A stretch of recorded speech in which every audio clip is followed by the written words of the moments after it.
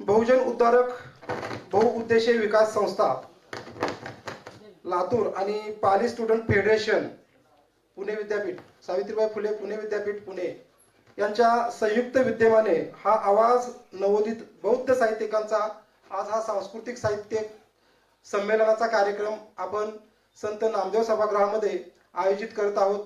तर त्या कार्यक्रमासाठी आलेल्या आपल्या सर्वांचं मी आमच्या संस्थेच्या वतीने प्रथमतः स्वागत करतो। या साहित्य संमेलनाच्या कार्यक्रमासाठी आजच्या या कार्यक्रमाचे उद्घाटक म्हणून पुणे विद्यापीठ अधिष्ठाता डीन प्राध्यापक विजय खरे सर इथे उपस्थित आहेत। त्यांनी कृपया स्टेजवरती यायचं आहे। त्याचबरोबर आजच्या कार्यक्रमाचे प्रमुख पाहुणे म्हणून लाभलेले डॉक्टर प्राध्यापक प्रदीप गोखले सर यांनी देखील व्यासपीठावर यायचं आहे। त्याचबरोबर आजच्या कार्यक्रमासाठी बीज भाषण ज्यांचं आपण ऐकण्यासाठी इथे उपस्थित आहोत असे मान्य उत्तम कांबळे सर यांनीही व्यासपीठावर यायचं असे मी त्यांना विनंती करतो। त्याचबरोबर आजच्या कार्यक्रमाचे स्वागताध्यक्ष मान्य हनुमंत क्षीरसागर सर यांनाही विनंती करतो, त्यांनी व्यासपीठावरती यायचं आहे। अशाच पद्धतीनं प्रेरणा मिळावी, अशाच पद्धतीनं वेगळ्या पद्धतीनं नवीन साहित्य असेल, नवीन कवी असतील त्यांना प्रेरणा मिळावी या उद्देशानं खऱ्या अर्थानं ही संस्था 2012 पासून सामाजिक क्षेत्रात कार्य करत आहे आणि त्याचाच एक भाग म्हणून आज आपण पुणे विद्यापीठामध्ये साहित्य संमेलन आयोजित करतो आहोत। या साहित्य संमेलनाच्या कार्यक्रमासाठी प्रमुख मान्यवर त्याचबरोबर समोर उपस्थित असलेले सर्व अनुयायी, त्याचबरोबर आजच्या कार्यक्रमाला विशेषतः पत्रकार बंधू व न्यूज चॅनल वाले देखील आलेले आहेत, त्यांचंही मी स्वागत करतो। आम्ही भारतीय या न्यूज चॅनलचे संघमित्रा बनसोडे बारसागडे सर, अतिश दळवी सर आणि त्यांची टीम इथं या सभागृहामध्ये उपस्थित आहेत। त्यांचं देखील आम्ही संस्थेच्या वतीनं आणखीन पाली स्टुडंट फेडरेशनच्या वतीने स्वागत करतो आहोत। बहुजन उद्धारक बहुउद्देशीय विकास संस्था कासार शिर्शी आणि पाली स्टुडंट फेडरेशन सावित्रीबाई फुले पुणे विद्यापीठ पुणे यांच्या संयुक्त विद्यमाने हा आवाज नवोदित बौद्ध साहित्यिकांचा सांस्कृतिक साहित्य संमेलनाचा कार्यक्रमाचं आयोजन पुणे विद्यापीठामध्ये संत नामदेव सभागृह येथे आज आपण आयोजित करतो आहोत। यासाठी आज आपल्याला विचार मंचावर उपस्थित असलेले सर्व मान्यवरांचं मी पुन्हा एकदा स्वागत करतो। आजच्या या कार्यक्रमासाठी उद्घाटक म्हणून डॉक्टर विजय खरे सर पुणे विद्यापीठ अधिष्ठाता, त्याचबरोबर आजच्या या साहित्य संमेलनाच्या कार्यक्रमासाठी प्रमुख पाहुणे म्हणून लाभलेले डॉक्टर प्रदीप गोखले सर, त्याचबरोबर बीज भाषणासाठी म्हणून आपण आमंत्रित केलेले मान्यवर मान्य उत्तम कांबळे सर, त्याचबरोबर स्वागताध्यक्ष हनुमंत क्षीरसागर सर, या सर्वांचं या विचार मंचावर मी पुन्हा एकदा आमच्या संस्थेच्या वतीनं स्वागत करतो। यानंतर मी मान्यवरांना विनंती करतो की त्यांनी सर्वप्रथम या संमेलनाची सुरुवात करत असताना प्रतिभा पूजनाला आपण सुरुवात करतो आहोत। वंदितो तथागता वंदितो मे भदंता वंदितो सत्यवाणी वंदितो प्रज्ञावंता वंदितो धम्म ग्रंथा करुणेचा महंता सजीव सृष्टीच्या कल्याणाची जा चिंता अशा त्या कृपाळू अनंता मजला तथागता तव छंद आहे तव संग सहवासात आनंद आहे। या ठिकाणी आदर्शांचे पूजन या ठिकाणी होत आहे।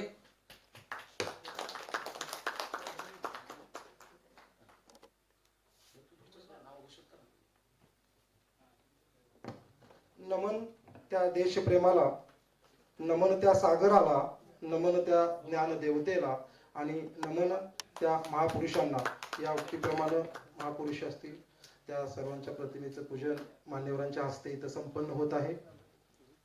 आजच्या या कार्यक्रमाला लाभलेले प्रमुख पाहुणे, अध्यक्ष, वक्ते या सर्वांच्या वतीने प्रतिमेचं पूजन झालेलं आहे संपन्न. विचार मंचावर आजच्या कार्यक्रमाचे उद्घाटक सावित्रीबाई फुले पुणे विद्यापीठ अधिष्ठाता डॉक्टर विजय खरे सर यांचं आगमन झालेलं आहे. त्यांचं मी बहुजन उद्धारक बहुउद्देशीय विकास संस्था आणि पाली स्टुडंट फेडरेशनच्या वतीनं सहर्ष स्वागत करतो. यानंतर नवोदित बौद्ध साहित्यिकांचा संकल्पना आजच्या कार्यक्रमाला जे स्वागताध्यक्ष म्हणून लाभले ते माननीय हनुमंत क्षीरसागर सर हे आपल्या समोर मांडतील. मी त्यांना विनंती करतो की त्यांनी आपले विचार मांडावेत. जय भीम. महाकारुणिक तथागत भगवान गौतम बुद्ध, बोधिसत्व परमपूज्य डॉक्टर बाबासाहेब आंबेडकर, महात्मा ज्योतिराव फुले, छत्रपती शाहू महाराज, शिवाजी महाराज, लोकशाहीर अण्णाभाऊ साठे, माता रमाई, माता भीमाई या थोर विभूतींना प्रथमतः त्रिवार वंदन करतो. त्यांच्या आचारांना विचारांना नतमस्तक होतो. बंधूंनो, दूध तापवल्याशिवाय उतू जात नाही आणि विचार पटल्याशिवाय माणसं एकत्र येत नाही. त्याचा अनुभव आपण या ठिकाणी आता घेत आहे. बंधूंनो, समोर हा जो भीमरायाचा फुललेला मळा पाहतात ऊर आनंदानं भरून आल्यासारखा झालेला आहे. मी सातारचा आहे. पूर्वी एक व्यक्ती सातारच्या बाजारात सकाळपासून संध्याकाळपर्यंत जीव तोडून ओरडत असे, सातारला रेल्वे आली पाहिजे, सातारला रेल्वे आली पाहिजे. त्याचा तो एकच ठेका होता. सातार बाजाराला जाणारे लोक त्याच्याकडे पाहायचे, कुच्ची नजरेनं हसायचे आणि निघून जायचे. पण त्यानं कधी हार मानलेली नाही. आणि कालांतराने काय झालं, सातारला रेल्वे आली, श्री क्षेत्र माहुली जंक्शन स्टेशन झालं. ज्यावेळी पहिली रेल्वे आली त्यावेळी हजारोचं जनसमुदाय त्याला अक्षरशः डोक्यावर घेऊन नाचत नेलं होतं. तशी काहीशी माझी अवस्था या ठिकाणी झालेली मला पाहावयास मिळत आहे. आवाज नवोदित भीम साहित्यिकांचा, याची आवश्यकता काय आहे, मी त्याची 20 मुद्द्यात म्हणजे माहिती पटवून दिलेली आहे. समाजातील नामवंत व्यक्तीला भेटून त्यांचं महत्व सांगू लागलो. त्यांचं महत्व दिलं तर ठीक, नाही दिलं तर ते फेकलेलं हँडबिल मी उचलून एक नवीन माणूस उभा केलेला आहे. ऊन ताणात पावसात तमा न बाळगता मी अहोरात्र झटत आहे. विहाराचा अध्यक्ष पाली भाषेचा गाडा अभ्यासक होते. अरे म्हणलं, हा तर व्यक्ती म्हणजे खूप म्हणजे आपल्या फायद्याचा आहे. या जर व्यक्तीला आपण भेटलो, या जर व्यक्तीला आपण आपल्या विचाराशी जर जोडलं गेलो तर आपल्याला नक्कीच म्हणजे चांगलं म्हणजे दिवस येतील. आपले विचार आपल्या भागामध्ये आपण जोमानं म्हणजे पसरवू. म्हणून त्या व्यक्तीला मी महिन्यातून 4 वेळा फोन करायचो. 4 वेळा फोन करत असताना 1 महिना गेला, 2 महिने गेलं, 2 वर्ष गेली. उन्हाळा, पावसाळा, हिवाळा निघून गेला. परंतु त्या व्यक्तीशी माझी समोरासमोर गाठ कधी झाली नाही. ती व्यक्ती कोण आहे, काळे आहे का गोरी आहे हे मला माहित नाही, मी कसं आहे ती त्यांना माहित नाही. फक्त फोनवरच आमचं भाषण व्हायचं. सर, मला असं घडवायचं, मला तुमची गाठ घ्यायची आहे. योग आला नाही. योग असा आला की सम्राट अशोक बुद्ध विहारामध्ये एक कार्यक्रम ठेवला होता आणि त्या कार्यक्रमामध्ये ती व्यक्ती आली, माझ्या शेजारी ती बसली होती. परिचय नाही, भाषण सुरू झाली. काही वेळानं त्या माणसाचं नाव पुकारलं की त्यांनी येऊन इथं प्रबोधनाचं भाषण करावं. मी एकदम आश्चर्याने शॉकच बसला. ती व्यक्ती गेली, भाषण केलं आणि परत खुर्चीवरून बसली. मी त्यांच्याकडे पाहिलं, म्हणलं जय भीम, म्हणलं मी हनुमंत क्षीरसागर. ज्यावेळेला मी असं म्हणलं त्यावेळेस त्याने मला अक्षरशः कडकडून मिठी मारली. आणि ती मिठी इतकी घट्ट झाली की आम्ही आमच्या भागामध्ये साहित्याचं क्षेत्रात म्हणजे कवी संमेलन असो, भीमगीताचा कार्यक्रम असो, आम्ही जोमानं तिथे त्या ठिकाणी साजरा केलाय. सांगायचं तात्पर्य की एक माणूस जोडत ही आवाज नवोदित भीम साहित्यांचा ही संकल्पना म्हणजे मी तयार केलेली आहे. त्याला एकदा काय झालं, जयकर गायकवाडांचे त्यांचं बालगंधर्वाला की नाटक झालं. आम्ही बौद्ध झालो. नाटक सगळं हाऊसफुल झालं. लोकांवर फार इफेक्ट झाला. मला तर खूप आनंद झाला. त्यांचा मोबाईल नंबर मी मागून घेतला, त्यांच्याशी संभाषण केलं, पण समाधान होईल ना. म्हणून मी हडसरला राहतो. हडसरहून मी युनिव्हर्सिटीमध्ये आलो. त्यांचा काय परिचय नाही, काहीच नाही. फोनवर नुसती बात. आल्यानंतर त्यांना प्रत्यक्षात भेटलो, गळाभेट झाली आणि त्यांनाही माझं पॅम्पलेट दिलं. त्यांना सांगितलं, सर असं असं आपल्याला घडवायचं, असं असं आपल्याला करायचं आहे. त्याला ते तयार झाले. ते म्हणजे काय नाही सर, आपण असं करूया, आपण पहिलं कवी संमेलन ठेवूया. म्हणजे काय हरकत नाही, म्हणजे ठेवा म्हणलं. कवी संमेलन ठेवायची तयारी झाली, परंतु रिस्पॉन्स हा इतका जबरदस्त मिळाला की पहिले 2018 साली याच हॉलमध्ये याच ठिकाणी पहिलं साहित्य संमेलन पार पडलेले. सांगायचं तात्पर्य असं आहे,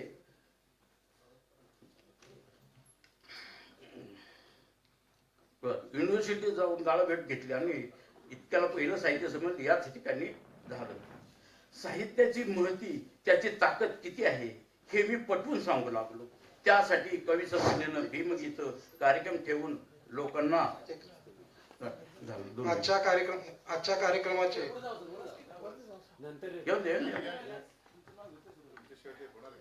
माननीय उत्तमराव कांबळे सर यांचं विचारपीठावर आगमन होत आहे. त्यांचं आपण सर्वांच्या वतीने स्वागत करत आहोत.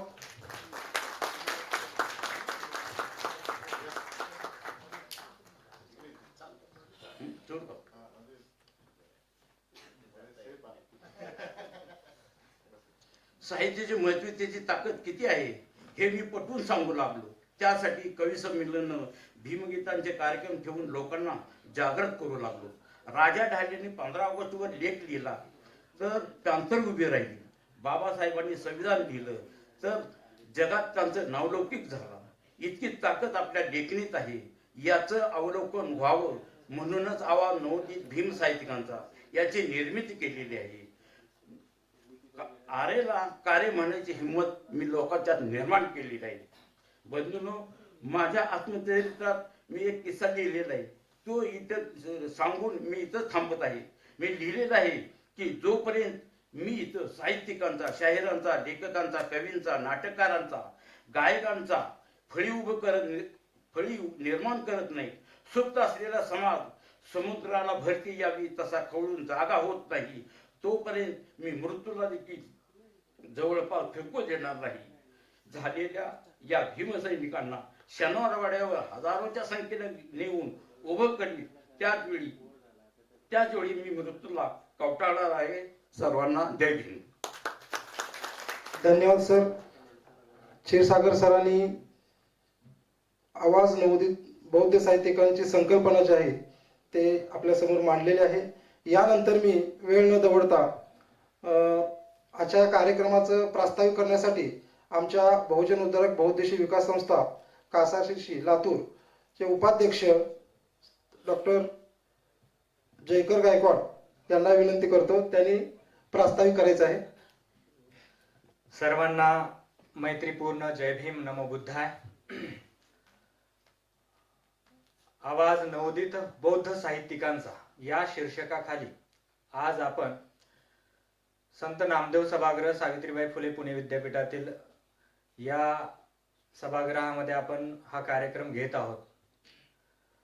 हे खरं तर आवाज नवोदित भीम साहित्यिकांचा या शीर्षकाखाली आम्ही गेल्या 6 वर्षापासून हे संमेलन घेत आहोत. माननीय हनुमंत क्षीरसागर सरांची कल्पना होती की नवोदित लोकांसाठी एक स्टेज आपण निर्माण केलं पाहिजे, त्यांच्यासाठी आपण काहीतरी घडवून आणलं पाहिजे की खूप मोठ्या प्रमाणात साहित्यिकांचा, कलाकारांचा म्हणजे संवाद कुठे होताना दिसत नाही किंवा एक फळी म्हणजे एक गॅप पडतोय, जनरेशन गॅप.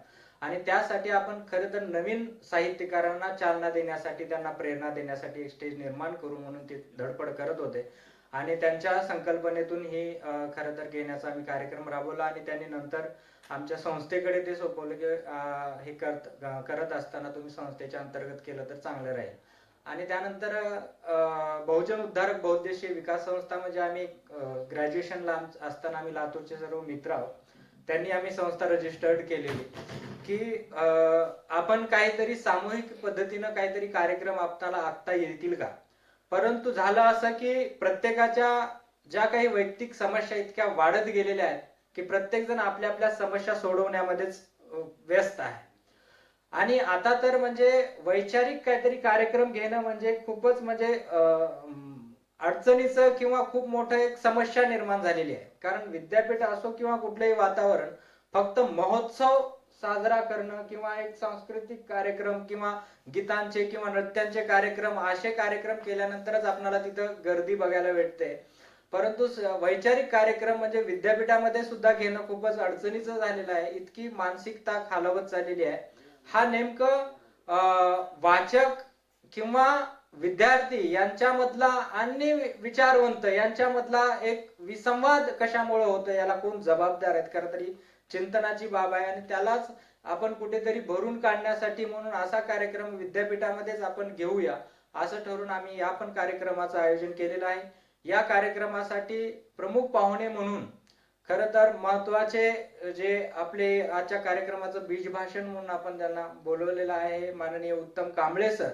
हे आम्हाला उपलब्ध होतील की नाही ही समस्या होती, पण त्यांनी एका कॉलवरती लगेच आम्हाला होकार दिला आणि ते खरं तर आज सकाळी सर्वांच्या अगोदर विद्यापीठामध्ये आलेले आहेत. सॉरी सर, आम्ही तुम्हाला इथून गेस्ट हाऊस वरून इकडे आणण्यामध्ये आमचीच म्हणजे कोण घेऊन येते याची तारांबळ आमची उडाली आणि त्यामुळं हे झालं. त्याच्यानंतर दुसरे प्रमुख पाहुणे आहेत माननीय प्रदीप गोखले सर. बौद्ध विचारामध्ये खऱ्या अर्थानं आम्ही डॉक्टर बाबासाहेब आंबेडकरांच्या अनुकरणातून बौद्ध धर्म स्वीकारलेली लोक आहोत, किंवा एक आई वडील किंवा आमची कम्युनिटी एक बौद्ध धर्माचं अनुसरण करते. त्रिशरण पंचशील लहानपणापासून कानावरती पडतंय, परंतु खऱ्या अर्थानं विचारातून आणि अभ्यासातून प्रभावित होऊन बौद्ध धर्माकडे आकर्षित होणारे एक व्यक्तिमत्व म्हणजे माननीय प्रदीप गोखले सर आहे. आणि त्यांना आपण या कार्यक्रमासाठी प्रमुख पाहुणे म्हणून बोलवलं पाहिजे. त्यांची ख्याती जगभर पसरलेली आहे. त्यांच्या वेगळ्या ओळखीची खरं तर तुम्हाला काही आवश्यकता नाही आहे. प्रदीप गोखले सर म्हणलं तर तत्वज्ञान विभागामध्ये, तत्वज्ञानाच्या क्षेत्रामध्ये आज जगभर त्यांचं नाव प्रसिद्ध झालेलं आहे. असं एक व्यक्तिमत्व आपल्या इतकं साध्या रूपानं आपल्या सभागृहामध्ये सगळ्यांच्या अगोदर येऊन बसलेले आहेत.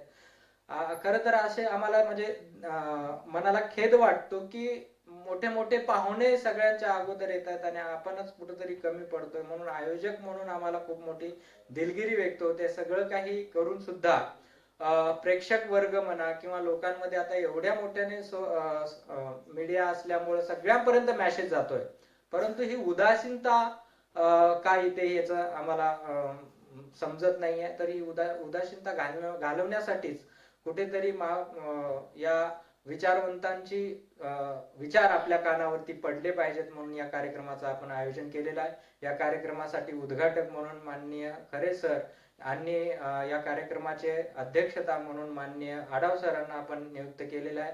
हे खऱ्या अर्थानं आमच्या कार्यक्रमाचे म्हणा किंवा विद्यापीठामधील सर्व विद्यार्थ्यांचे एक आधारस्तंभ राहिलेले आहेत. आणि विद्यापीठामध्ये जे काही कार्यक्रम किंवा ज्या काही ऍक्टिव्हिटी करायच्या आम्ही यांच्या हिमतीवर करत असतो. आम्हाला जर काही अडचण आली वगैरे तर आमच्या पाठीमागे आहेत खंबीर व्यक्ती.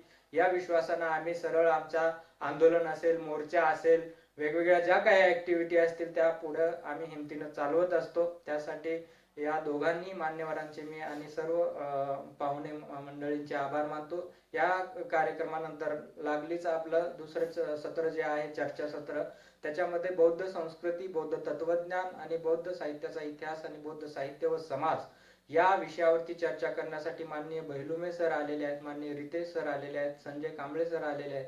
हे मान्यवर सर्व उपस्थित आहेत. मी या सर्वांचं मी पुन्हा एकदा मनपूर्वक आभार आणि स्वागत करतो. त्याबरोबरच त्यानंतर कवी संमेलन होणार आहे दुपारच्या सेशन मध्ये. ते कविवर्य पण काही आलेले आहेत, काही जण येत आहेत. तर या सर्वांचं मी मनपूर्वक आभार मानतो. या कार्यक्रमासाठी सर्व लोकांचे, आमचे पाली विभागाचे जे काही विद्यार्थी आहेत, पाली स्टुडंट फेडरेशन यांनी सुद्धा लगेच सहकार्य केलं. काही दिवसाच्या आत त्यांनी होकार कळवला. त्याच्यामध्ये मान्य गडकर सर असतील, अविनाश यादव सर असतील, प्रसन्न भोसले सर असतील, यांनी तात्काळ या कार्यक्रमासाठी होकार दिला. तर बहुजन उद्धारक बौद्धिशी विकास संस्थेचे सर्व कार्यकर्ते यांनी तळमळीने या सगळ्या कार्यक्रमाला हे केलं. तसंच विद्यापीठामध्ये आमचे सागर सोनकांबळे असतील, सूर्यकांत गायकवाड असतील, हे सर्व मित्रमंडळी, रामदास वाघमारे वगैरे ह्या सर्व मंडळींनी काही दिवसातच या कार्यक्रमाचं सगळं नियोजन चांगल्या पद्धतीने करण्यासाठी सर्वांनी सहकार्य दिलं. भोसले सरांनी साऊंड सिस्टीम वगैरे उपलब्ध करून दिली आणि नामदेव सभागृह आपणाला ललित कलाकडून उपलब्ध झालेला आहे. या सगळ्या गोष्टींचे आणि याबरोबरच सगळ्या कार्यक्रमासाठी ज्यांनी ज्यांनी हातभार लावलेला आहे त्या सर्वांचे मी आभार मानतो, सर्वांचं स्वागत करतो आणि या कार्यक्रमाचा सर्वांनी दिवसभर आनंद घ्यावा अशी विनंती करून थांबतो. धन्यवाद. जय भीम. धन्यवाद जयकर सर. खरं तर ही खंत आम्हाला वाटते जयकर सरांनी व्यक्त केली की आपण एकीकडे म्हणतो की साहित्य समाज परिवर्तनाचं एक प्रमुख साधन म्हणून आपण त्याच्याकडे बघतो आणि आज साहित्य संमेलनाचा कार्यक्रम एवढ्या मोठ्या तयारीनं आपण इथं ठेवतोय आणि समोर जर प्रेक्षकांची जर कमतरता असेल तर नक्की साहित्य समाज परिवर्तनाचं साधन म्हणावं की नाही हा एक विचाराची बाब वाटू लागलेली आहे आणि ते कुठेतरी बदलणं अपेक्षित आहे आणि ते बदलण्यासाठी म्हणून आमची संस्था गेले 4-5 वर्ष झालं साहित्य संमेलनाचं हे आयोजन करते आहे. येत्या काळात आम्ही अशीच आणखीन प्रयत्न करू आणि अशा पद्धतीनं पुन्हा साहित्याकडे आपले कल वाढला पाहिजे, कलेकडे आपला कल वाढला पाहिजे असा प्रयत्न आमच्या संस्थेच्या माध्यमातून सतत होत राहणार आहेत. ही परिस्थिती बदलण्यासाठी नक्कीच आपण प्रयत्न करणार आहोत. यानंतर मी एक छोटासा प्रमुखांचा स्वागत म्हणून आम्ही इथं पुष्पगुच्छ देऊन इथं जे उपस्थित विचार मंचावर जे प्रमुख आहेत त्या सर्वांचं मी स्वागत. सर्वप्रथम आजच्या या कार्यक्रमाला उद्घाटक म्हणून लाभलेले पुणे विद्यापीठातील अधिष्ठाता डॉक्टर विजय खरे सर यांचं पुष्पगुच्छ देऊन स्वागत क्षीरसागर सरांनी करावं असं मी संस्थेच्या आणि पाली स्टुडंट फेडरेशनच्या वतीने त्यांना विनंती करतो.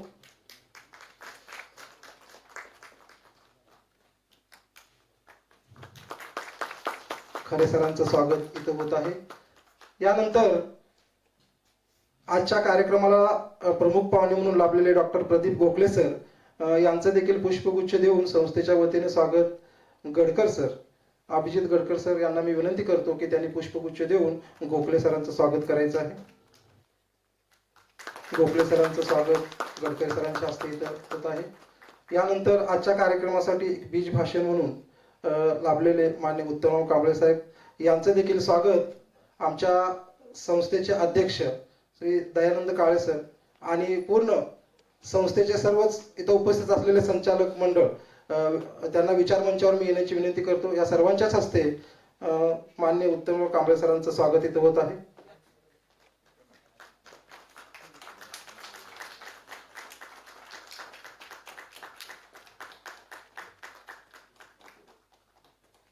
यानंतर आजच्या कार्यक्रमासाठी अध्यक्ष म्हणून लाभलेले डॉक्टर विलासराव आढाव सर यांचं देखील स्वागत पुष्पगुच्छ देऊन आमच्या संस्थेचे संचालक विजय कांबळे सर यांनी करावं असं मी त्यांना विनंती करतो.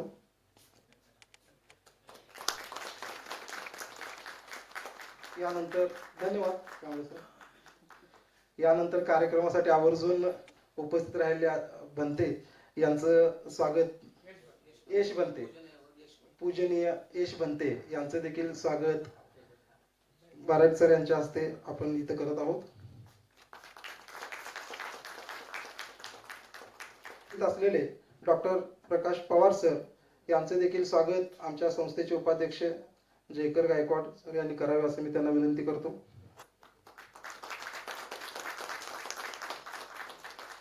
यानंतर आमच्या या कार्यक्रमासाठी आज उपस्थित असलेले डॉक्टर राजाभाऊ बैलोमे सर यांचे देखील पुष्पगुच्छ देऊन स्वागत विजयकुमार कांबळे सरांनी करावं असं मी त्यांना विनंती करतो.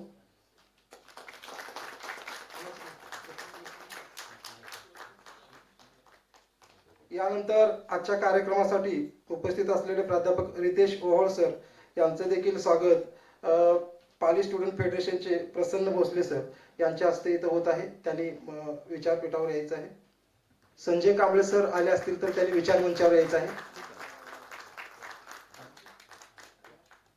यानंतर प्राध्यापक संजय कुमार कांबळे सर यांचे पुष्पगुच्छ देऊन स्वागत आमच्या संस्थेचे संचालक समाधान सर्वदे सर यांनी करावे असं मी त्यांना विनंती करतो.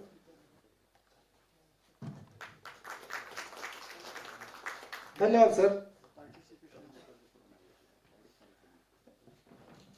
यानंतर या साहित्य संमेलनातला उद्घाटक म्हणून आपल्याला पुणे विद्यापीठातले अधिष्ठाता डॉक्टर विजय खरे सर इथं उपस्थित आहेत. मी खरे सरांना विनंती करतो की त्यांनी उद्घाटनीय भाषण विचार आपल्या समोर व्यक्त करावेत. सर्वांना सर्वप्रथम जय भीम. सर्व महामानवांना अभिवादन करून या ठिकाणी बहुजन उद्धारक बहुउद्देशीय विकास संस्था लातूर आणि Pali student association, Pali student federation यांच्या संयुक्त विद्यमाने आवाज नवोदित बौद्ध साहित्यिकांचा सांस्कृतिक साहित्य संमेलन या संमेलनाचे आजचे प्रमुख आमचे मित्र डॉक्टर विलास आढाव, त्याची या उद्घाटनाच्या चर्चासत्राचे अध्यक्ष डॉक्टर विलास आढाव, ज्यांच्या भाषणासाठी आपण खरं तर जमलेलो आहोत, जे बीज भाषण देणार आहेत ते आमचे मार्गदर्शक आणि ज्येष्ठ साहित्यिक आदरणीय उत्तमरावजी कांबळे, या मंचावर असलेले आमचे मार्गदर्शक आदरणीय प्राध्यापक प्रदीप गोखलेजी, नुकतंच आपल्याला ज्यांनी स्वागतापर जे भाषण केलं ते हनुमंतराव क्षीरसागर, त्याचबरोबर सभागृहात आमचे ज्येष्ठ मित्र प्राध्यापक प्रकाश पवार, राजाभाऊ बैलुमे, त्याचबरोबर या सभागृहात विविध मान्यवर उपस्थित आहेत, विशेषतः नवोदित लेखकांपैकी संजय कुमार कांबळे, रितेश ओहाळ आणि इतर सर्व मान्यवरांनी. खरं म्हणजे अशा पद्धतीचं हे साहित्य संमेलन किंवा सांस्कृतिक साहित्य संमेलन होईल अशी अपेक्षा जस्ट आमच्या धावती भेटीवर जयकरांनी सांगितलं की सर असं असं आहे आणि तुम्हाला यावं लागेल. खरं म्हणजे आजचं आमचं शेड्यूल सर्व वेगळं होतं. मी म्हटलं मी जर इथे असेल तर निश्चितच येईल. दोन गोष्टीसाठी मला यांचं कौतुक करावं असं वाटतं. एक, लातूर सारखी संस्था जी सावित्रीबाई फुले पुणे विद्यापीठात विद्यार्थ्यांच्या सहकार्याने गेली 5 ते 6 वर्ष सातत्याने हे साहित्य संमेलन घेत आहे, त्याबद्दल आपण सर्वांचं त्यांचं टाळ्यावरून स्वागत करावं. काही जयकरनी आणि इतर हनुमंतरावांनी सांगितलं की इथे संख्या कमी आहे आणि संख्या कमी होण्याची वेगवेगळी कारणं आहेत. खरं म्हणजे हा नकारात्मक बाब आहे असं अजिबात नाहीये. जर तुम्हाला नीट सर्व जर जगाचा आणि भारताचा जर संपूर्ण आढावा घेतला तर असं दिसेल की खऱ्या अर्थाने आंबेडकरी चळवळी अजून जोमात सुरू आहे. नुकतंच अमेरिकेमध्ये अनफिनिश अजेंडा गेल्या 4 वर्षापासून 4 ते 5 वर्षापासून ब्रांडाइज युनिव्हर्सिटीमध्ये आपण चर्चासत्र घेतो. खरं तर यावर्षी मलाही जाता नाही आलं. मागील वर्षी मी 2 वर्षापूर्वी तिथे होतो. जगभरात बाबासाहेब आंबेडकरांच्या आणि पाली आणि बौद्ध धर्माविषयी ज्या पद्धतीने संशोधन सुरू आहे असं कुठेही एवढ्या युवकांनी आणि नवीन लेखकांनी ज्या पद्धतीने मांडणी करतायत ते तुम्हाला त्या ठिकाणी दिसते. आणि म्हणून मला असं वाटतं की मॅरीलँडमध्ये जो पुतळा बाबासाहेबांचा उभा राहिला तो एक ऐतिहासिक दृष्टिकोन आहे. नुकतंच त्या ठिकाणी एक बाबासाहेब आंबेडकरांवर एक चित्रपट येतो आहे आणि तो चित्रपट लिहिणारा जे काम करणारा जो व्यक्ती आहे तो JNUचा विद्यार्थी आहे. त्याचं नाव गौरव पठाणे. आपल्याकडे असं आंबेडकर स्टडीजमध्ये येऊन गेलेत आणि अतिशय नवीन जे लेखक आहेत त्यांनी जगभर बाबासाहेब आंबेडकरांचा आणि बौद्ध धर्माचा आणि त्या अनुषंगाने विचार करण्याचा एक मार्ग केलेला आहे आणि आपण ते मार्गदर्शन त्यांचंही घेत आहोत. दुसरं एक सर्वात महत्वाचं आहे की आपल्यामधील मला नेहमी खंत आहे की एखादा कवी आला आणि एखादी कविता केली. खरं तर मराठीचे प्राध्यापक आहेत या ठिकाणी, राजाभाऊंना माझी विनंती आहे की तुम्ही मराठीच्या प्राध्यापकाने विशेषतः तुमच्या बोर्ड ऑफ स्टडीज मध्ये असं म्हटलं पाहिजे की कवी नेमकं कोणाला म्हणायचं, साहित्यिक कोणाला नेमकं म्हणत, विचारवंत म्हणजे कोणाला म्हटलं पाहिजे. इथे सर्वच कवी, सर्वच साहित्यिक आहेत, सर्वच विचारवंत आहेत, सर्वच समाज सुधारक आहेत, सर्वच चळवळीतले कार्यकर्ते, सर्वांनाच धर्माचं काम करायचंय आणि त्याच्यामुळे जो आपल्यामध्ये जे द्वंद्व निर्माण होते, आम्ही नेमकं काय केलं पाहिजे, नवोदित लेखकांनी नेमकं काय केलं पाहिजे, नवोदित लेखकांनी नेमकं काय लिहिलं पाहिजे, नवोदित लेखक म्हणजे नेमकं काय आहे, याची काहीतरी आपली एक रूपरेषा ठरवली पाहिजे आणि मग त्या पद्धतीने त्याच्यावर लिखाण केलं पाहिजे. दुर्दैवाने तसं होत नाही. आता आम्ही त्या ठिकाणी विचारवंतही असतो, आम्ही त्या ठिकाणी परिवर्तन करणारे लेखकही असतो, त्याचबरोबर मोठे क्रांतिकारकही असतो आणि मग आमच्यामध्येच विचारांची देवाणघेवाण होताना एक ती भावना निर्माण होते. आणि म्हणून माझी जे नवीन लेखक या क्षेत्रात येऊ पाहत आहेत, खरं म्हणजे हे क्षेत्र फार कठीण आहे. लिहिणं आणि वाचणं सोपं आहे, परंतु ते प्रत्यक्षात लिहिणं ते कठीण आहे. त्याचं कारण असं आहे की जे लिहितो आपण ते समाज मान्यता त्याला मिळेलच की नाही याची खात्री नाही. आणि मग समाज मान्यता मिळवण्यासाठी जी आपण चुकीच्या पद्धतीने धडपड करतो आणि ती धडपड करून जर मोठा झालो तर ती आपल्या चळवळीचीही शोकांतिका होती आणि नंतर आपली शोकांतिका होते. आणि म्हणून जे नवीन लेखक आहेत त्या लेखकांनी या संदर्भामध्ये नीट विचार करणं गरजेचं की आपल्याला नेमकं करायचं काय, व्हॉट इज आवर गोल. म्हणजे आंबेडकरी विचारांमध्ये जर आपल्याला सहभागी व्हायचं तर आपण ठरवलं पाहिजे की मी धार्मिक क्षेत्रात पुढे जाणार आहे, मी लेखन करून पुढे जाणार आहे, मी साहित्यिक होणार आहे, मी मोठा विचारवंत होणार आहे. परंतु यांची जी डेफिनेशन आहे ही डेफिनेशन आपल्याला करता येत. काही लेखक म्हणतात की मी एवढे ग्रंथ लिहिले. मी त्यांना साधा प्रश्न केला की ग्रंथ आणि पुस्तक याच्यातला फरक काय. ते म्हटलं की नाही माहिती. आता जर ग्रंथ आणि पुस्तकामधला फरकच माहिती नाही तर नेमकं मग यांना आपण विचारवंत कसं म्हणायचं. आणि म्हणून मला असं वाटतं की आपण केवळ आपलीच स्वतःची पाठ न थोपटता आपण त्याचं रिट्रॉस्पेक्शन केलं पाहिजे की 21वे शतक हे फार वेगळ्या पद्धतीचं आहे. तुमच्याकडे हातात मोबाईल आहे, मी जे बोलतो जी चार्ट जे आहे त्याच्यावर तुम्ही सांगितलं की मला रशिया युक्रेनच्या युद्धाबद्दल माहिती द्या किंवा गुगलवर माहिती केला तर जगभरातली संपूर्ण माहिती तुम्हाला मिळू शकते. आणि आजची जी नवीन पिढी आहे या नवीन पिढीला तुमची आमची गरज भागणार नाही, कारण त्यांच्याकडे संपूर्ण तंत्रज्ञान आहे. आर्टिफिशियल इंटेलिजन्स, डाटा अनालिटिक्स हे सर्व जरी तंत्रज्ञान असेल तरी शेवटी तुम्हाला आंबेडकरी विचार नव्या पर्स्पेक्टिव्हने तुम्हाला मांडला पाहिजे.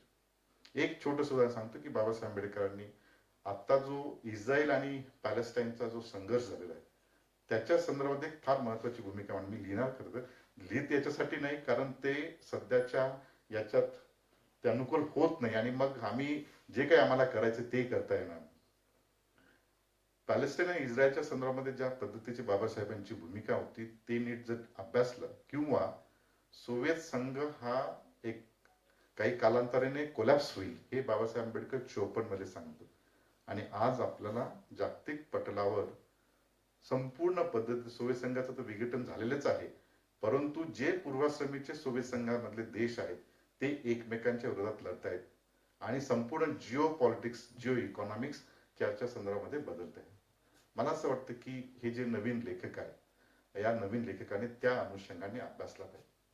दुसरीकडे आपल्याला असं दिसतं की पाकिस्तानच्या संदर्भामध्ये उत्तर प्रदेशच्या इलेक्शन मध्ये 20 विरुद्ध 80 अशी जी संकल्पना होती 20 वर्सेस 80 याच्यामधला धार्मिक द्वेष काय आहे याचं संपूर्ण रूपरेषण बाबासाहेबांनी थॉट्स ऑन पाकिस्तान मध्ये केलेलं आहे. त्याचं इंटरप्रिटेशन आजच्या संदर्भातील याच्यामध्ये आपण करणार आहोत की नाही, आपले नवोदित लेखक करणार की नाही याचा एक मोठा गाभा आहे. तिसरा सर्वात प्रश्न महत्वाचा युनिफॉर्म सिव्हिल कोड जो आहे ज्याच्याविषयी संपूर्ण भारत आता चर्चा करते किंवा एक वन नेशन वन इलेक्शन याच्यामधलं जे संकलन बाबासाहेब आंबेडकरांचं युनियन ऑफ स्टेटची जी संकल्पना आहे म्हणजे ज्या पद्धतीने अमेरिकन 50 राज्य आहेत, 50 राज्यांची वेगवेगळी घटना आहे आणि 50 राज्यांची वेगवेगळी न्याय व्यवस्था आहे आणि फेडरल गव्हर्नमेंट आहे, परंतु बाबासाहेबांनी आपल्याला युनियन ऑफ स्टेट दिलेलं आहे. त्याचं नेमकं आज रिलेव्हन्स काय. मला असं वाटतं की हे संपूर्ण विषय आपल्या जीवना मरणाचे जे प्रश्न आहेत त्याच्यावर लिखाण झालं पाहिजे, धार्मिक बाबतीवर लिखाण पाहिजे. धम्माचं जे आहे या धम्माचं नेमकं करायचं काय. तुम्ही जर जपानला गेलात तर जपानला शिंतो मंदिरामध्ये साकी दिली जाते प्रसाद म्हणून आणि ती साकी म्हणजे काय, ती इकडची वाईन आहे. आता तुम्ही कसं त्याचं कनेक्ट करणार. तुम्ही व्हिएतनाममध्ये गेला तर व्हिएतनाममधल्या बुद्धाचं संपूर्ण बौद्ध धर्माची संकल्पना वेगळी आहे, श्रीलंकेमध्ये संकल्पना वेगळी आहे, आणि आम्हाला जो सोर्स ऑफ स्ट्रेंथ जो आहे तो बुद्धायनिस धम्म आहे. मग या बुद्धायनिस धम्माचं इंटरप्रिटेशन करत असताना 22 प्रतिज्ञा घेऊन जर तुम्ही विद्यापीठात जर कार्यक्रम करायचा म्हटला तर आम्ही करू शकतो का? 22 प्रतिज्ञांचं नेमकं काय करायचं? राजकारण करू शकतो का? धर्मकारण करू शकतो का? अर्थकारण करू शकतो का? सामाजिक परिवर्तन करू शकतो का? बुद्धायनिस धम्माचं ऍप्लिकेशन आजच्या या नवोदित लेखकांनी कसं लावायचं? मला असं वाटतं की हे जे प्रश्न आहेत या प्रश्नाच्या संदर्भामध्ये आपली नेमकी नवोदित लेखकांनी भूमिका नीट मांडली पाहिजे. एक कार्यक्रम घेणं, सोशल मीडियावर त्याचं फ्लॅश होणं आणि सोशल मीडियाद्वारे एक मोठा वक्ता होणं किंवा त्याचं उद्बोधन करणं हा वेगळा भाग, त्याचीही गरज आहे. शेवटी तुम्हाला स्वतःचे अस्तित्व जर निर्माण करायचं असेल तर तुम्हाला जे बदल आहेत ते बदल घेतलेच पाहिजे. परंतु ते करत असताना आपण नेमकं काय करणार? जीवनाचं जे काही आपल्याला 70-80 वर्ष, साधारणतः आपण 80 वर्षाचं जर लाईफ स्पॅन मिळालं त्याच्यापैकी 30-40 वर्ष आपली संपलेली आहे.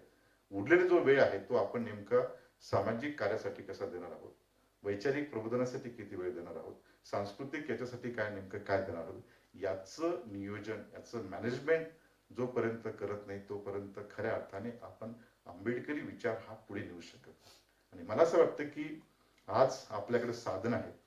जयकरने जरी म्हटलं असेल की या सभागृहात कमी लोक आहेत, मला असं वाटतं संख्येपेक्षा लोक कोण आहेत आणि ते नेमके त्यांचा उद्देश काय हे फार महत्वाचं आहे. आपण जरी लोक कमी असतील तरी आपण जे आता रेकॉर्ड करतोय हे रेकॉर्ड करून अजून अधिक 10 लाख लोकांपर्यंत युट्यूबवर टाकलं तर जाऊ शकतो. तो प्रश्न नाही. प्रश्न असा की आपण याचा उद्देश, याची रूपरेषा आपण कशा पद्धतीने पुढे जावं याचं या ठिकाणी भान असणं गरजेचं आहे. मला विनंती आहे की आपण ज्या पद्धतीने तुम्ही त्याला बौद्ध साहित्यिक म्हणा, भीम साहित्यिक म्हणा, अजून काहीतरी शब्द द्या, परंतु आपला जो मूळ गाभा आहे, बाबासाहेबांचे जे विचार आहेत ते विचार आपण कशा पद्धतीने जागतिक पटलावर नेऊ हा आपला एक मुख्य उद्देश असला पाहिजे. मला सांगावं नेहमी असं वाटतं की आपण बरेचसे प्रयत्न करतोय. म्हणजे मी 2006 पासून बाबासाहेब आंबेडकर स्टडी सेंटरच्या माध्यमातून जे शक्य याच सभागृहात जवळपास 100 पेक्षा जास्त आपण संमेलनं, त्याचबरोबर व्याख्यानं आणि बरंच काय काय घेतलेलं आहे. रावसाहेब कसबे सर्व तुम्हाला सर्वांना ज्ञात आहे. शेवटी आउटपुट जर विचार केला तर आउटपुटचं अनालिसिस करत असताना प्रत्येक गोष्टीस नकारात्मक बाब येते. म्हणजे या ठिकाणी आपण बोलतो पण त्याचं डिसिमिनेशन जे आहे प्रॅक्टिकली होत नाही.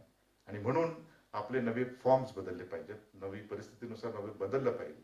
आम्ही एक छोटासा कार्यक्रम, एक प्रयोग केला की त्या विभागाचं पहिल्यांदा स्टॅट्युटरी डिपार्टमेंट्स केलं. मी एवढा प्रचंड त्याच्यात 2006 पासून तर 2024 आहे की त्याला एक इन्स्टिट्यूशनल बिल्डर, ज्याला म्हणतो इन्स्टिट्यूशन बिल्डअप कसं करायचं, तशा पद्धतीला एक पहिल्यांदा डीन ची संधी मिळाली आणि मी त्याला एक अधिकृत संविधानिक डिपार्टमेंट त्याला दिलं. त्याचबरोबर विभागाकडनं ते एक पद निर्माण केलं, एक पोझिशन. आणि आता सुरुवातीला आम्ही पीजी डिप्लोमा सुरू केला, post graduate diploma Babasaheb Ambedkar national security. आणि मला तर सांगावं वाटतं की गेल्या 2 वर्षापासून आपण MA in Ambedkar thoughts in national security असा कोर्स सुरू केला, MA social and public policy असा सुरू केला. आणि नवीन एज्युकेशन धोरणाचा विचार करता आता जर आपल्याला खऱ्या अर्थाने आंबेडकरी चळवळ पुढे न्यायची असेल तर आपल्याला जी 12वी नंतर मुलं याकडे येऊ इच्छितात त्यांच्यासाठी पहिल्यांदा भारतातला मी कोर्स सुरू केला आहे, MSc 5 integrated MSc in Ambedkar thoughts in national security. पुढच्या वर्षापासून आपण तो सुरू करतोय. आणि त्याचबरोबर MSc इन आंबेडकर स्टडीज असा जो कोर्स नाव आहे, आंबेडकर थॉट, हा पहिला कोर्स आहे. तो 12वीच्या विद्यार्थ्यानंतर तो सुरू केला. आणि MA 5 integrated MA in social and public policy. मला असं वाटतं की आपण काळ आणि वेळेप्रमाणे बदललं पाहिजे. आणि बाबासाहेबांनी सांगितलं की जी व्यक्ती काळ आणि वेळेप्रमाणे स्वतःमध्ये बदल करणार नाही त्या व्यक्तीला आपण गाढवाचा गुणधर्म आत्मसात करणारे म्हटले पाहिजे. आणि जी व्यक्ती काळ आणि वेळेनुसार आपल्यामध्ये बदल करेल तीच व्यक्ती समाजासाठी उपयुक्त आहे. आणि आणि म्हणून आम्ही आता नवीन एज्युकेशन पॉलिसीनुसार विद्यापीठातले पदव्युत्तर अभ्यासक्रम हे बदलणार आहेत. म्हणजे 4 वर्ष कॉलेजमध्येच तो राहून MA करणार आहे आणि पुढच्या 5 वर्षानंतर इथे MA ला विद्यार्थीच मिळणार नाही.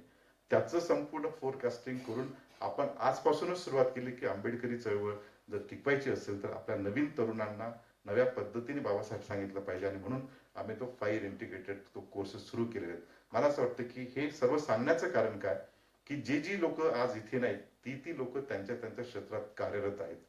त्यांच्यावर कुठे टीकात्मक न बोलता जे शक्य ज्यांना जे शक्य ते काम करतायत. आपण जे करतो आहोत ते त्या गोलला फिट होतं की नाही एवढंच नवीन लेखकांनी लक्षात ठेवावं. पूर्ण दिवस तुम्ही या ठिकाणी चर्चा करणार आहेत. थोडं चर्चा करत असताना आपली चळवळ आपलं राजकारण आज आपण कुठे आहोत आणि पुढच्या 20 वर्षानंतर कुठे असणार याचं फोरकास्टिंग व्हावं. खरं म्हणजे आज आमची सिनेटची मीटिंग आहे सर. मी तुम्हाला सांगितलं की शक्यच होणार नाही मला, परंतु एक जयकरांचं आणि संपूर्ण यांचं जर मी आलो नसतो तर परत अजून वेगळ्या पद्धतीने चर्चा झाली असते. म्हणजे ही आपली शोकांतिका आहे. आणि मग आलं आणि मग ते मोठे पद मिळालं वगैरे वगैरे मग त्या पद्धतीने चर्चा होते. आणि म्हणून म्हटलं की ते सर्व सोडून या ठिकाणी मला यावं लागलं. परंतु मला आनंद आहे की आज आपण सर्व एकत्र आलेले आहात. एकत्र येऊन जे विचार मंथन होतं आणि आयसोलेशन मध्ये जे विचार मंथन होतं याच्यातला फार मोठा फरक आहे. तो फरक तुम्हाला आज दिसेलच. या ठिकाणी विविध मान्यवर आहे. खरं म्हणजे उत्तमरावजींच्या समोर बोलणं फार कठीण आहे कारण त्यांच्या मुशीतून आम्ही तयार होतोय. 88-89 जेव्हा सकाळची स्थापना नाशिकमध्ये झाली तेव्हाच मी नाशिकमध्ये BSc करताना प्रवेश घेतला आणि सातपूरला त्यांचं भाषण म्हणजे ते सकाळचं ऑफिस आणि त्याच्या पाठीमागे जी झोपडपट्टी होती तिथे आमचं घर, अशा पद्धतीचा आमचा 88 पासूनचा स्नेहसंबंध आहे आणि आजही तो तसाच आहे. मला या ठिकाणी उत्तमरावजी आलेत, त्याचबरोबर सर्व मान्यवर आहेत, सर्वांचं मी स्वागत करतो. येणाऱ्या कालखंडात अधिक आपण आमच्या विभागामार्फत आपण समन्वयकाने अधिक चांगल्या पद्धतीने चर्चा करू. मी मागे म्हटलं होतं की ज्यांना शक्य आहे आपण एक रायटिंग आणि एक लेसन्स आपण दर सॅटर्डेला वाचू आणि त्याच्यावर चर्चा करू. परंतु वाचणं सर आता हे कठीण झालेलं आहे. वाचणं कठीण आहे आणि बोलणं जास्त झालेलं आहे आणि म्हणून मग आपण तो प्रयोग थांबवला. परंतु आपण अधिक तो प्रयोग चांगल्या पद्धतीने करू. जे शक्य आहे विद्यापीठाच्या मार्फत ते निश्चितच मी आपल्या त्या ठिकाणी सपोर्ट करेन आणि माझ्या सर्वांना आपल्याला शुभेच्छा आहेत. या ठिकाणी पुन्हा एकदा मान्यवरांचं मी या आयोजकांच्या वतीने स्वागत करतो आणि तुमचंही विद्यापीठाच्या प्रांगणात मी स्वागत करतो आणि थांबतो. जय भीम, जय भारत. धन्यवाद सर. सरांनी खूपच चांगल्या पद्धतीनं आता नवीन येऊ घातलेलं साहित्य कसं असावं आणि त्यामध्ये निश्चितपणानं आपली भूमिका काय असावी, वेगवेगळ्या घटनांचा त्यांनी संदर्भ देऊन, अगदी आता चालू असलेलं पॅलेस्टाईन इस्रायलच्या युद्धावरती देखील संदर्भ देऊन त्यांनी इथं चांगल्या पद्धतीने डॉक्टर बाबासाहेब आंबेडकरांचे त्याच्या मागचे विचार. सर्वांची क्षमा मागतो. या साहित्य संमेलनाचं उद्घाटन झालं असं मी जाहीर करतो. धन्यवाद सर.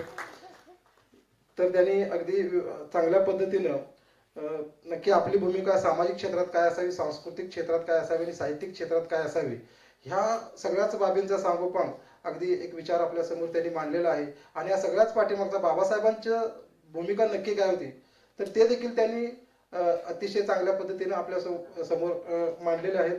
धन्यवाद सर. यानंतर आजच्या कार्यक्रमाचे अध्यक्ष डॉक्टर विलासराव आढाव सर यांना मी विनंती करतो की त्यांनी आपले मनोगत विचार मंचावर व्यक्त करा. मित्र हो, सर्वांना सप्रेम जय भीम. मी तुमचा अधिक वेळ घेणार नाहीये. आजच्या कार्यक्रमामध्ये आमचे मार्गदर्शक आदरणीय उत्तमरावजी कांबळे साहेब आणि मी वयाच्या 8-10 वर्षापासून जे या ठिकाणी प्रदीप गोखले सर जे आहेत, मी 4थी मध्ये असताना सरांकडे फिलॉसॉफी विभागामध्ये स्टॅम्प घ्यायला यायचो. वेगवेगळ्या देशांचे स्टॅम्प घेण्यासाठी तो सुद्धा कालखंड मला आठवतो. विजय खरे सर आमचे अकॅडमिक लीडर आहेत विद्यापीठाचे, हनुमंत क्षीरसागर साहेब आणि नवोदित बौद्ध साहित्यिकांचा सांस्कृतिक संमेलन हा एक आगळा वेगळा विद्यापीठाच्या प्रांगणामध्ये कार्यक्रम गेल्या 6 वर्षापासून होत आहे. त्याचा एक मी साक्षीदार आहे. जसं उद्घाटक म्हणून खरे सरांनी जे भाष्य केलं, मी साधारण 1-2च गोष्टी तुमच्या समोर ठेवणार आहे की आपण सर्वांना तथागतांचं बुद्धरूप पहा, बाबासाहेबांची प्रतिमा पहा. त्या बुद्ध रूपामध्ये आणि प्रतिमेमध्ये त्याच्यामध्ये तुम्ही थोडंसं आतमध्ये खोल डोकून पहा आणि त्यांचे विचार आपण आत्मसात आणि ते कार्यान्वित केलं पाहिजे, प्रॅक्टिकलमध्ये आणलं पाहिजे. आपल्या समाजाला विचारवंत आहेत, लेखक आहेत, साहित्यिक आहेत, प्रोफेसर आहेत, सायंटिस्ट आहेत, व्हॉट नॉट, जे काही नाहीये ते भरभरून आपल्याला बाबासाहेबांच्या तथागतांच्या वारशाने आपल्याला सर्व काही मिळालेलं आहे. परंतु हे एकत्र नाहीये, ही सर्वांची खंत आहे. एक जे कोऑर्डिनेशन असायला हवं. जे कांबळे सर तुम्ही सातत्याने बोलत आहात, विचारवंत, साहित्यिक, संशोधक, अभ्यासक, ऍक्टिव्हिस्ट, कार्यकर्ते, लोकप्रतिनिधी यांनी एकत्र आलं पाहिजे आणि एकत्र येऊन काहीतरी कृती कार्यक्रम आपण ठरवला पाहिजे. खरे सरांनी थॉट्स ऑन पाकिस्तान, बाबासाहेबांचे संरक्षण शास्त्राविषयक असणारे जे विचार आहेत, त्याचबरोबर बाबासाहेबांनी हिस्ट्री, फिलॉसॉफी, इकॉनॉमिक्स, सोशिओलॉजी, अँथ्रोपोलॉजी, अनेक सर्व रिलिजन असेल, कॉन्स्टिट्यूशन असेल, अनेक विषयांना त्यांनी स्पर्श केलेला आहे. आणि त्या सर्व विचारांचं आपण तर्कशुद्ध बुद्धीने, वस्तुनिष्ठपणे आपण त्याचं आकलन केलं पाहिजे, वाचन केलं पाहिजे. याच पुण्यामध्ये 31 जानेवारी 1938ला बाबासाहेबांनी गोखले इन्स्टिट्यूटच्या काळे मेमोरियल लेक्चरमध्ये एक लेक्चर दिलं होतं की फेडरेशन वर्सेस फ्रीडम, आणि त्या पुस्तक रूपाने तो ग्रंथ आला आणि त्याच्यावरती त्यांनी मुखपृष्ठावरती एक जगविख्यात तत्ववेत्ता लिओ टॉल्स्टॉय यांचं एक अर्थप्रवण असणारं वाक्य त्याच्यावरती त्यांनी उद्घृत केलेलं आहे. The distance which is you have gone, the distance which is you have gone is less important than direction. म्हणजे तुम्ही किती अंतर काबीज केलं, तुम्ही किती अंतराने प्रवास केला, त्या अंतरापेक्षा त्या प्रवासाची दिशा महत्वाची आहे. अंतरापेक्षा दिशा महत्वाची आहे. आज माझे सासरे 90 वर्षामध्ये जे आंबेडकरी चळवळीचे एक ज्येष्ठ भाष्यकार होते, अम्युनिशन फॅक्टरीमध्ये ज्युनियर वर्क्स मॅनेजर म्हणून रिटायर झाली. कांशीरामांबरोबर त्यांनी काम केलं. कांशीराम असेल, CP थोरात असतील, या फुले शाहू आंबेडकर चळवळीचा वसा आणि वारसा घेणारे आमचे काकडे सरांचं परवा निधन झालं वयाच्या 90व्या वर्षी. त्यांचा सुद्धा पुण्यनवमोदन दिन आज आहे. एक मी त्यांचा लहान धाकटा जावई म्हणून तिथं जाणं माझं आद्य कर्तव्य आहे. परंतु आंबेडकरी चळवळीचा एक मी निष्ठावंत कार्यकर्ता आहे. आणि पहिल्यांदी हे जे कार्य आहे, मी आदरणीय कांबळे सरांची सकाळी फोनवरती बोललो की असं असं, ते म्हणे मी तुमची अध्यक्षाची भूमिका पार पाडतो आणि माझं जे काही बीज भाषण आहे ते मी दोन्ही काम करून टाकतो. तर मी तुम्हाला सगळं तुमच्यामध्ये जास्ती वेळ थांबत नाहीये. मी सुद्धा जसं खरे सर म्हणले की मी आमची सिनेटची मीटिंग आहे, सिनेटचा सुद्धा मी हे सदस्य आहे. असं या व्यस्त शेड्यूलमधून पण हा जो एक नवोदित बौद्ध साहित्यिकांचा सांस्कृतिक मेळावा आहे, आपण गेलं पाहिजे. तर यासाठी मी अध्यक्ष या नात्याने मी सगळ्यांना शुभेच्छा देतो, सदिच्छा देतो आणि मी माझी रजा घेतो. धन्यवाद. थँक्यू. सरांनी अशाही परिस्थितीत एक चळवळीचं काम करत असताना आपला आद्य कर्तव्य म्हणून या कार्यक्रमाला उपस्थित राहून आपल्यासमोर आपले विचार मांडले.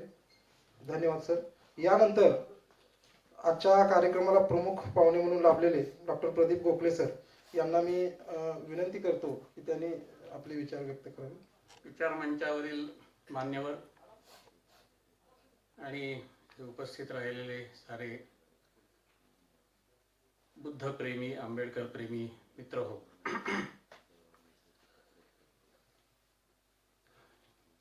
या कार्यक्रमाला मला जयकर गायकवाडांनी येण्याची विनंती केली.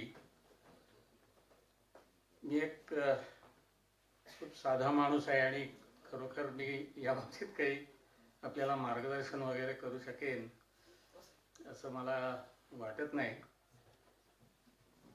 पण मी असा विचार करतो की अशा प्रकारच्या म्हणजे साहित्य संमेलनामध्ये आपलं काय म्हणणं असू शकतं, कारण कुठलाही मला विषय दिलेला नाहीये.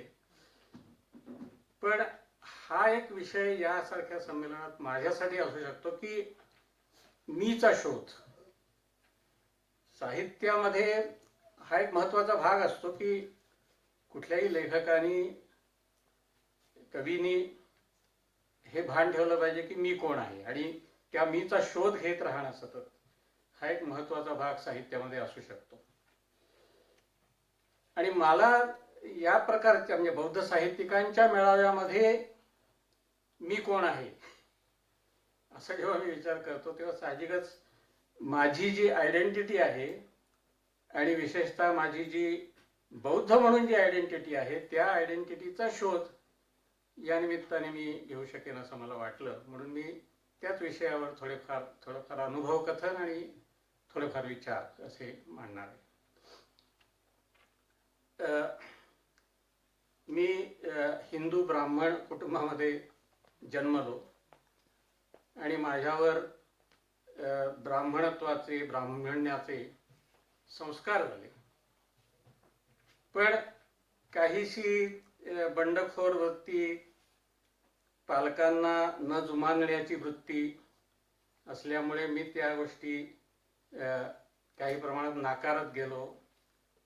की का म्हणून, मी हे करायचं का म्हणून, असे मी प्रश्न विचारत गेलो आणि अनेक गोष्टी मी नाकारल्या. म्हणजे माझी मुंज झाली, त्याच्यानंतर जानवं घातलं गेलं, त्याच्यानंतर रोजच्या रोज ते संध्यावंदन नावाचा एक प्रकार असतो, तो मी काही काळ करत होतो.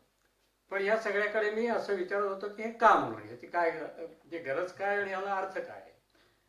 आणि मग हळूहळू एका स्टेजला मी जेव्हा जास्त माझी बंडखोरी वाढत गेली त्यावेळेला मग मी त्या जानव्याचा त्याग केला.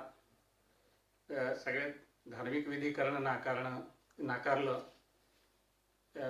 सो कॉल्ड देवाला नमस्कार करणं नाकारलं.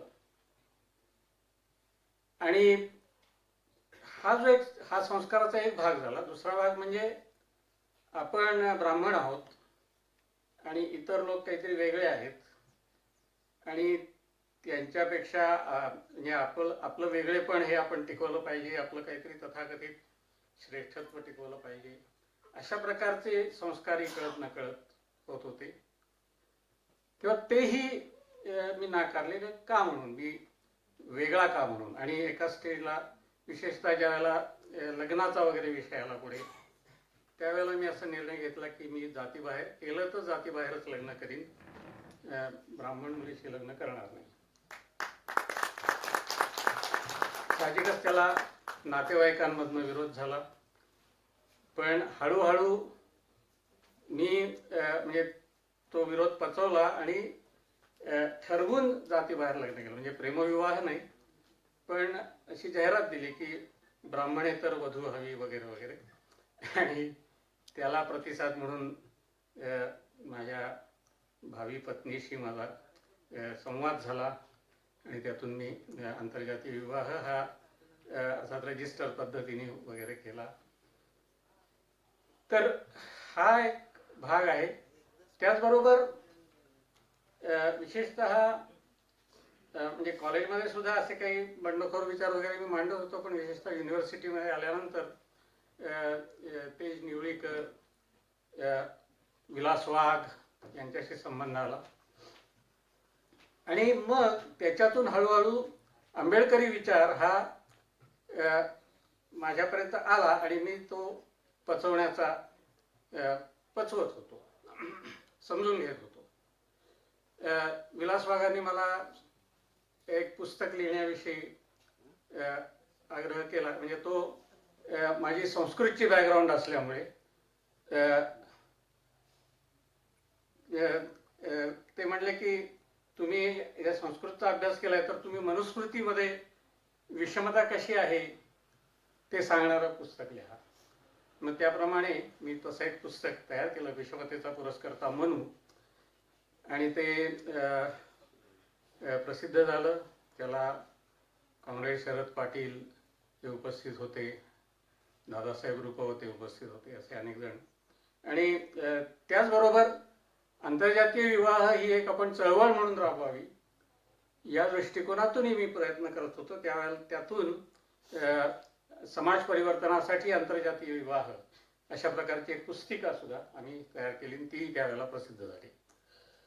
तेव्हा हा एक माझ्या जडणघडणीमध्ये म्हणजे माझी स्वतः मी कोण आहे, मी जी काही परंपरेने दिलेली जी आयडेंटिटी मला होती ती नाकारून मी वेगळ्या आयडेंटिटीकडे हळूहळू यायला लागलो.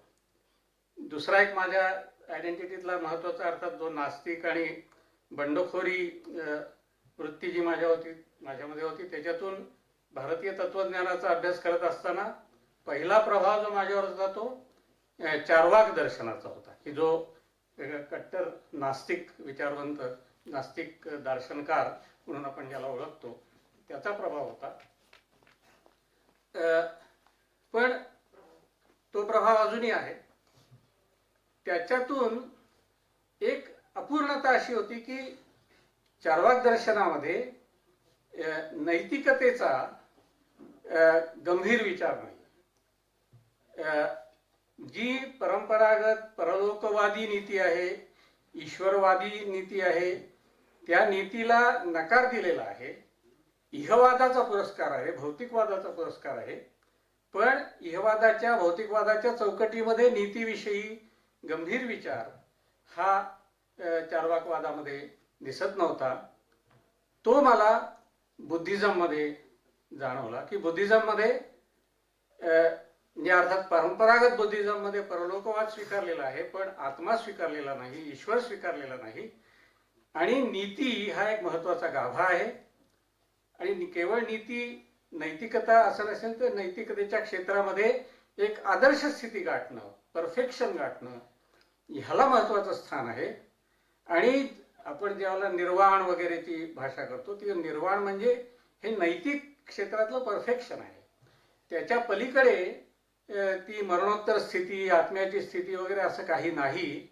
ह्या जीवनामध्ये अनुभवण्याची ती गोष्ट आहे.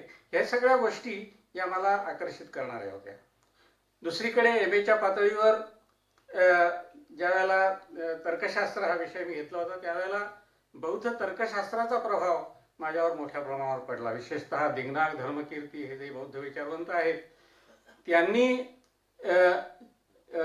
ब्राह्मणी परंपरेतलं जे तर्कशास्त्र होतं, जे न्याय वैशेषिक या दर्शनांमधनं पुढे आलेलं होतं त्याला वैचारिक पातळीवर तीव्र विरोध केला आणि त्यातून स्वतःचं वेगळं तर्कशास्त्र विकसित केलं. हे फार महत्त्वाचं होतं आणि त्यामुळे माझा PhDचा सुद्धा तो विषय बनला. या मनुस्मृतीवर पुस्तक लिहिण्याच्या निमित्ताने मी आंबेडकरवादाकडे जास्तीत जास्त आकृष्ट झालो. आणि MAच्या पातळीवर ज्यावेळेला मी प्राध्यापक म्हणून रुजू झालो तेव्हा मला हे जाणवलं की इथे आपण ज्यांचा फिलॉसॉफर म्हणून अभ्यास करतो त्याच्यामध्ये आपण आधुनिक फिलॉसॉफर्समध्ये कुठे राधाकृष्णांचा अभ्यास करतो, गांधींचा अभ्यास करतो, पण आंबेडकरांचा आपण फिलॉसॉफर म्हणून अभ्यास करत नाही. तेव्हा आंबेडकरांचा एक फिलॉसॉफर म्हणून अभ्यासक्रमामध्ये समावेश व्हावा याच्यासाठी सुद्धा मी प्रयत्न केले आणि तसा तो समावेश झाला. तर त्याच्यामध्ये मुख्यतः 2 भाग त्या कोर्समध्ये होते. पहिला म्हणजे ॲनिहिलेशन ऑफ कास्टचा अभ्यास आणि दुसरा म्हणजे द बुद्ध अँड हिज धम्मचा अभ्यास. हे 2 महत्त्वाच्या ग्रंथांच्या भोवती तो सगळा अभ्यासक्रम केंद्रित झालेला आहे. तर ह्यातून मी असं म्हणायला लागलो की खरोखर मी स्वतःला बौद्ध का म्हणू नये. आणि पुणे विद्यापीठात प्राध्यापक म्हणून शिकवत असताना एक असा मला माझ्यासमोर प्रस्ताव आला की धर्मचक्र प्रवर्तन दिनाच्या निमित्ताने मी एक भाषण करावं. तर त्यावेळेला मी बौद्ध का आहे या विषयावर मी एक व्याख्यान दिलं आणि पुढे ते पुस्तक रूपाने प्रसिद्ध झालं. तर ही माझी घडत गेलेली आयडेंटिटी आहे. मी अर्थात कुठे रीतसर धम्मदीक्षा वगैरे घेतलेली नाही, पण स्वतःला मी बौद्ध म्हणून ओळखतो. आणि स्वतःला बौद्ध म्हणून ओळखत असताना पुन्हा प्रश्न येतो की म्हणजे जसा बाबासाहेब आंबेडकरांसमोर प्रश्न आला होता तसा प्रश्न कुणासमोरही येऊ शकतो की स्वतःला जर तुम्ही बौद्ध म्हणत असाल तर बौद्ध परंपरा ही इतकी व्यामिश्र आहे, इतकं त्यामध्ये वैविध्य आहे, त्यामध्ये तुम्ही स्वतःची आयडेंटिटी नेमकी कुठे बघता. आणि ज्यावेळेला बाबासाहेब आंबेडकरांना हा प्रश्न विचारला गेला त्यांच्या धम्मदीक्षेच्या आदल्या दिवशी पत्रकारांकडून, त्यावेळेला ते असं म्हणले की ज्या बौद्ध धर्मामध्ये मी प्रवेश करणार आहे तो महायान नाही, तो हीनयानही नाही, फार तर तुम्ही त्याला नवयान म्हणू शकता. तो बुद्धाने सांगितलेला जो धर्म आहे तो मी अनुसरतोय, त्याला तुम्ही नवयान म्हणू शकता. तेव्हा नवयान ही कल्पना जी आहे ती एका दृष्टीने फार महत्वाची आहे, कारण बौद्ध तत्वज्ञानाच्या, बौद्ध धर्माच्या अभ्यासातून बाबासाहेब आंबेडकरांनी त्याचं एक प्रकारे आपण असं म्हणू की पारंपरिक बौद्ध धर्म जसाच्या तसा न स्वीकारता त्यात नेमकं काय स्वीकार्य आहे आणि काय अस्वीकार्य आहे, विशेषतः आधुनिक विचारांच्या पार्श्वभूमीवर, कारण बाबासाहेब आंबेडकरांवर आधुनिक विचारांचे जे संस्कार होते ते म्हणजे फ्रेंच रेव्होल्युशनच्या तत्वांचे असतील, स्वातंत्र्य, समता, बंधुता, काही प्रमाणात मार्क्सवादाचा त्यांनी खोल अभ्यास केला होता, त्याचे संस्कार, या साऱ्यातून बौद्ध धर्म हा या सगळ्याला उत्तर देऊ शकतो का, या सगळ्याला तो कशा प्रकारे सामोरा जाईल, हा प्रश्न त्यांच्यासमोर होता.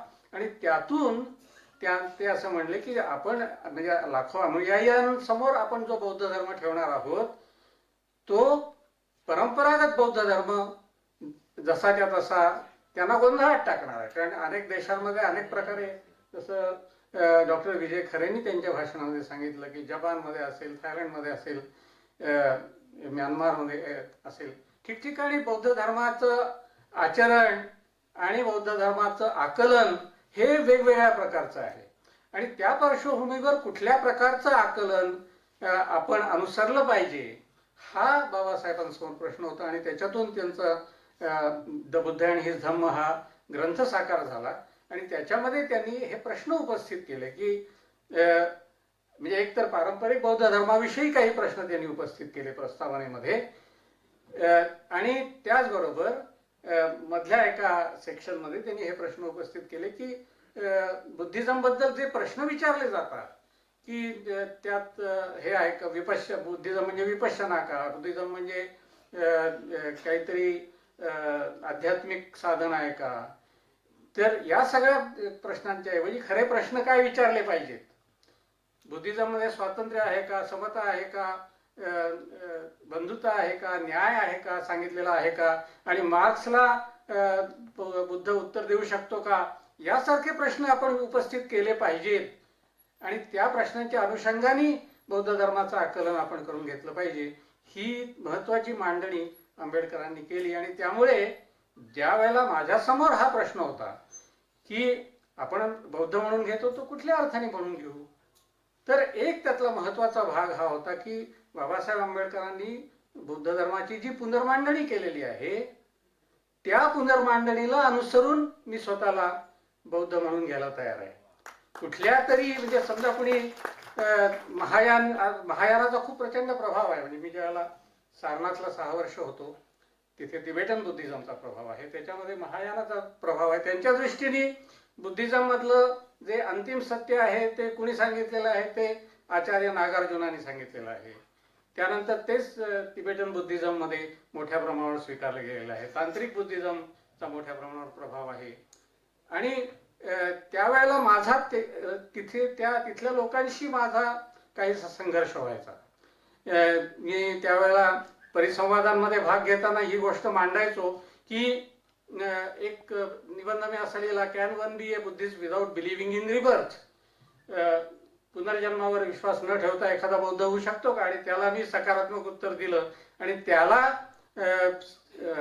सपोर्ट म्हणून त्याचं समर्थन करण्यासाठी बाबासाहेब आंबेडकरांनी जी पुनर्जन्माची चिकित्सा केलेली आहे, जी कर्माची चिकित्सा केलेली आहे, त्यामध्ये पारंपरिक अर्थाने कर्मसिद्धांत आणि पुनर्जन्म या गोष्टी न स्वीकारता आपण बौद्ध धर्म हा कशा प्रकारे स्वीकारू शकतो हे त्यांनी मांडलेलं आहे. त्याचप्रमाणे इतरही काही असे विचारवंत आहेत. हे मला अभ्यासामध्ये जाणवलं की थायलंडमध्ये एक बुद्धदास भिक्खू नावाचे एक विचारवंत गेल्या शतकामध्ये होऊन गेले. त्यांनी अशी मांडणी केली की बुद्धाचे विचार स्वीकारण्यासाठी पुनर्जन्म मानण्याची अजिबात आवश्यकता नाही. त्याचप्रमाणे अगदी अलीकडच्या काळामध्ये स्टीफन बॅचलर म्हणून एक अभ्यासक आहेत अमेरिकेमध्ये, त्यांनी तर सेक्युलर बुद्धिझम नावाची एक संस्था स्थापन केली आणि तशी एक चळवळ म्हणून उभी केली. तेव्हा हे माझ्या दृष्टीने फार महत्त्वाचं होतं आणि आहे की बौद्धिझम म्हटल्यानंतर परंपरेने असं मानलं गेलेलं आहे की कर्मसिद्धांत आणि पुनर्जन्म हा एक त्याचा एक गाभाभूत भाग आहे, एक अनिवार्य भाग आहे. तर तो भाग आपण स्वीकारला पाहिजे का? तर मी अशा विचाराप्रत आलो की त्याची काही गरज नाही. मग बुद्धिझम साहजिकच जे परंपरागत बौद्ध आहेत ते तुम्हाला असं म्हणू शकतात, म्हणजे म्हणतात की हा काही खरा बुद्धिझम नाही, कारण ह्याच्यामध्ये हा जो महत्वाचा भाग आहे की पुनर्जन्म आणि कर्मसिद्धांत या गोष्टी त्यात तुम्ही पारंपरिक स्वरूपात स्वीकारलेल्या नाहीयेत. मग बुद्धिझमचा गाभा काय आहे, काय समजायचा गाभा, हा एक महत्वाचा प्रश्न हा उपस्थित होतो. आणि मी त्या प्रश्नाकडे बघताना एक म्हणजे एक मी मगाशी जे म्हटलं की आणि बाबासाहेबांचा तोच एक महत्वाचा भाग होता की व्हॉट इज धम्म. ज्यावेळेला त्यांनी धर्म आणि धम्म यामध्ये फरक केला त्यावेळेला त्यांनी धम्म म्हणजे काय हे सांगत असताना त्यांनी धम्म आणि मोरॅलिटी या दोन्हीचं एक प्रकारचं समीकरण अद्वैत प्रस्थापित केलं. आणि त्याच्याचबरोबर त्यांनी असंही म्हटलं की Dhamma is universal and sacred morality. तेव्हा एक सार्वत्रिक नीती की ज्याच्यामध्ये साहजिकच ज्याला एक वर्गीय नीती किंवा जातीय नीती अशा प्रकारे संकुचित प्रकारची जी नीती आहे त्या पलीकडे जाणारी, सर्व माणसांना माणूस म्हणून लागू होणारी नीती, आणि ती नीती ही युनिव्हर्सल आहे आणि त्याच्यामुळेच त्याला एक प्रकारचा सेक्रेडनेस आहे, एक प्रकारचं पावित्र्य आहे, असं त्यांनी त्या ठिकाणी प्रतिपादन केलं. तो मला अतिशय एक महत्वाचा भाग वाटतो. आणि त्यामुळे बुद्धिझमचा गाभा हा एक तर त्याच्यातला नकारात्मक सिद्धांत हे तर आहेतच की ज्याच्यामध्ये ईश्वरवाद नाही, आत्मवाद नाही आणि सगळं अनित्य मानलेलं आहे, नित्यतत्व नावाची काहीतरी गोष्ट मानलेली नाहीये. हा एक महत्वाचा भाग आहे की जो इतर म्हणजे समजा हिंदू धर्मातले संप्रदाय असतील त्या संप्रदायांच्या तुलनेमध्ये हा एक नकारात्मक भाग झाला. म्हणजे हिंदू धर्माची परंपरा नाकारणं हा एक महत्वाचा भाग आहे आणि त्याची सरमिसळ बुद्धिझम मध्ये होता कामा नये. म्हणजे मगाशी 22 प्रतिज्ञांचा जो उल्लेख झाला त्या 22 प्रतिज्ञांमध्ये हा एक महत्वाचा आंबेडकरांचा रोख होता की तुम्ही ज्या वेळेला बौद्ध होता त्यावेळेला ही सतत एक शक्यता आहे की हिंदू तुम्हाला दोन प्रकारे हे करू शकतात की एक असं म्हणू शकतात की आम्ही बुद्धाला मानलेलाच आहे, नववा अवतार मानलेला आहे आणि त्याच्यामुळे वेगळं काही नाहीये तुमचं. तर ते नाही, ते अवतार वगैरे ही कल्पना नाकारून हिंदू धर्मापेक्षा पृथक असं स्वतःचं बौद्ध धर्माचं अस्तित्व आहे आणि त्याच्यामध्ये हिंदू धर्माची सरमिसळ होता कामा नये. हा एक महत्वाचा भाग आहे. आणि दुसरा महत्वाचा भाग म्हणजे हिंदू धर्मामध्ये जी जाती व्यवस्था आहे की प्रत्येक माणसाची आयडेंटिटी ही नुसतं हिंदू ही नसून प्लस कुठली तरी जात ही आहे, किंबहुना जात हीच नंबर 1 ला आहे आणि धर्म ही नंतर येणारी गोष्ट आहे. साहजिकच जर बौद्ध धर्माची हिंदू धर्माशी सरमिसळ झाली तर बौद्धांना त्यांचं जे जातीय अस्तित्व आहे ते पुन्हा त्यांच्यावर लादलं जाणार आणि हे कुठल्याही प्रकारे होता कामा नये. आणि त्यामुळे हा जो आंबेडकरांचा दृष्टिकोन होता जो 22 प्रतिज्ञांमध्ये मोठ्या प्रमाणावर की मी आता विष्णूचं हे करणार नाही, शंकराची पूजा करणार वगैरे वगैरे, या सगळ्यामध्ये हा एक दृष्टिकोन होता की कुठल्याही प्रकारे बौद्ध धर्माची, तुम्ही त्याला धर्म म्हणा धम्म म्हणा, पण म्हणजे त्याचा एक वेगळा विचार होऊ शकतो. आंबेडकरांनी धम्म हा शब्द आवर्जून वापरला. तो रिलिजन म्हणजे ज्याच्यामध्ये एक थिस्टिक रिलिजन, ईश्वरवादी धर्म हे जे सगळे आहेत त्यापेक्षा हा कसा वेगळा आहे हे दाखवण्यासाठी.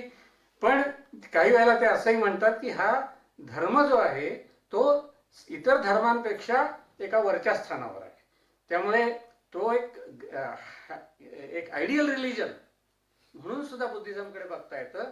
आणि जर पारंपरिक धर्माच्या दृष्टीने पाहिलं तो धर्म नसून धम्म आहे म्हणूनही बघता येतं.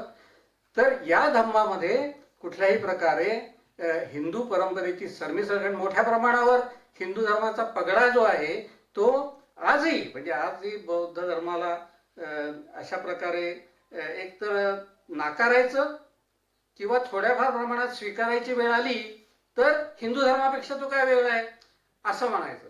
अशा प्रकारे एक दुटप्पी दृष्टिकोन आपल्याला आजही मोठ्या प्रमाणावर दिसून येतो.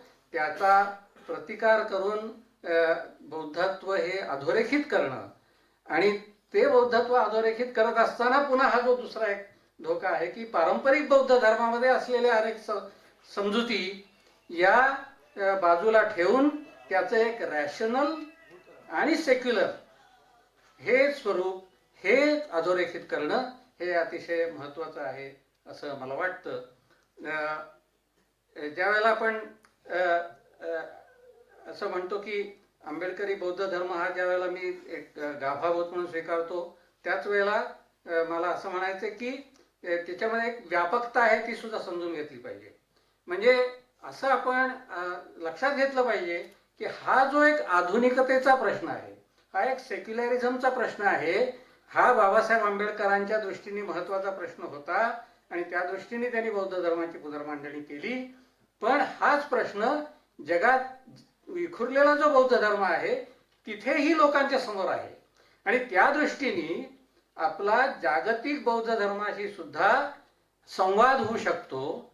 तो संवाद हा केवळ भक्ती आणि श्रद्धा आणि परंपरावाद या पातळीवर न होता तो बौद्धिकतेच्या पातळीवर रॅशनॅलिटीच्या पातळीवर आणि सेक्युलरिझमच्या पातळीवर आपला संवाद हा जगभरातल्या बुद्धिझमशी होऊ शकतो किंबहुना जगभरातल्या रॅशनल चळवळींशी.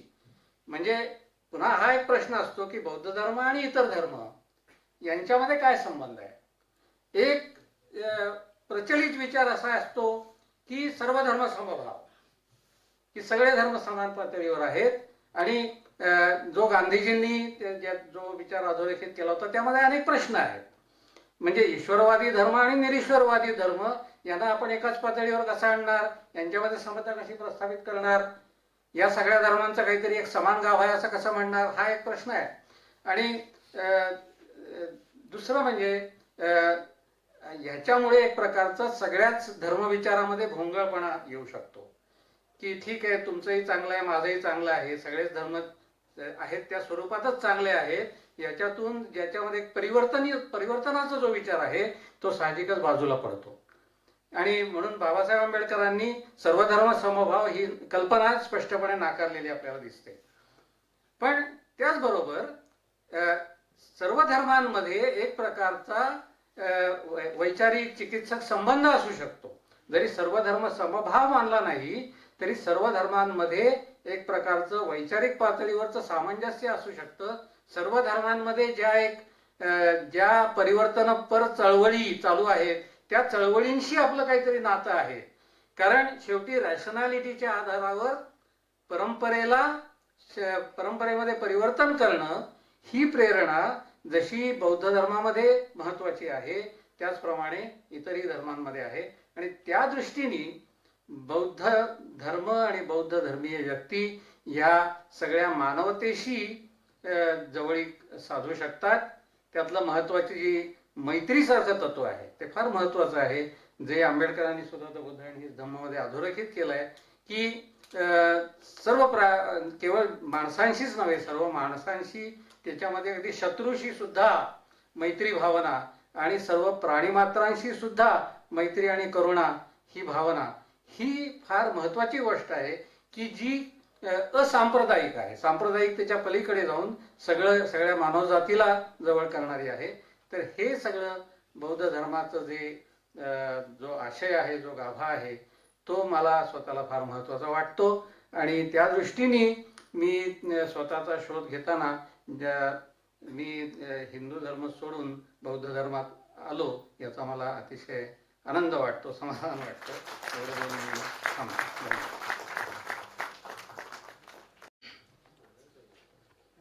धन्यवाद सर. आपण खऱ्या अर्थानं मनोगत व्यक्त करताना, विचार व्यक्त करताना या विचारपीठावरती सुरुवात आपल्या मी पासून झाली. म्हणजे साहित्याची निर्मिती होत असताना, लेखनाची निर्मिती होत असताना माझ्यातला मी शोधणं किती गरजेचं आहे हे आपण इथं सांगितलं. आणि आपण हा सगळा प्रवास जो सांगितला, अगदी आपलं जे व्यक्तिमत्व बंडखोरी असं आपण म्हणालात, तर त्या व्यक्तिमत्वामुळं हे परिवर्तन तुम्ही करून दाखवलं. आणि तुमच्यातला मी जो होता तो तुम्ही शोधला.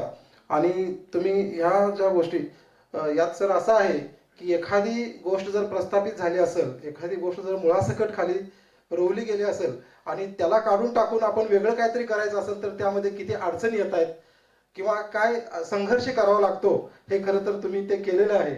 आणि ते शोधत शोधत तुमचा जो प्रवास होता, तुम्ही सांगितलं की लेखनाची सुरुवात मनुस्मृतीतील विसंगती किंवा मनुस्मृतीतील विषमतावाद या गोष्टीने तुम्ही सुरू केलं. आणि त्याच्यानंतर तुमचं वैवाहिक जीवन तुम्ही सांगितलं, ते एक मोठं परिवर्तन तुम्ही केलं. आणि मग मीचा बौद्ध कसा झालो इथपर्यंत तुम्ही आलात. त्याचबरोबर एक तात्विक बाब बौद्ध धर्म आणि हिंदू धर्म या दोन्हीतले तुम्ही तत्वज्ञान जे आहे ते अतिशय उत्कृष्टपणे आज आमच्या या सर्व अनुयायांसमोर आपण मांडलात. धन्यवाद सर. आपल्या कर्म जे आहे ते फक्त आपल्यापर्यंत सीमित न राहता आपल्या पुढच्या पिढीपर्यंत जातं. हे जे बुद्धांचे विचार होते ते निश्चितपणानं आपल्यामध्ये आम्हाला दिसून आलेत. धन्यवाद सर. पुन्हा एकदा आमच्या संस्थेच्या वतीनं मी आपले धन्यवाद मानतो.